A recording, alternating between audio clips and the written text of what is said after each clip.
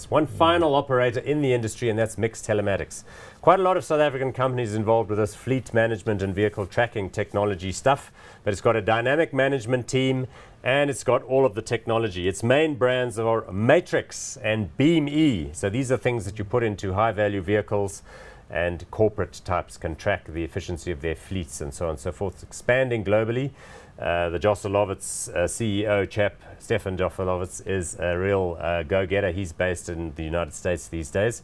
Market cap 2.8 billion rand. Price to earnings ratio around 19. It's not currently in dividend paying mode. It's got a kind of dual listing going on now in the US. So it looks like a nice little company, although the share price chart will show that it sort of flew up high, very high a couple of years ago, and it sort of settled back. How do you feel about it now, though? Yeah, it's also good. I mean, it's expanding nicely, and I mean, you're at least getting a bit more coverage on it as well with its Nasdaq listing. So you've got a couple of the big sell-side houses covering, which is nice.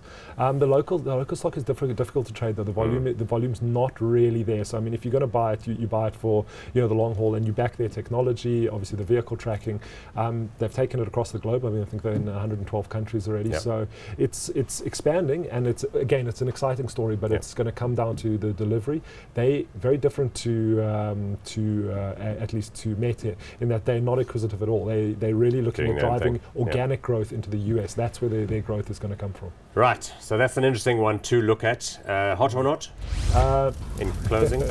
Yeah, I think I'm hot on that one as well. Yeah, definitely hot.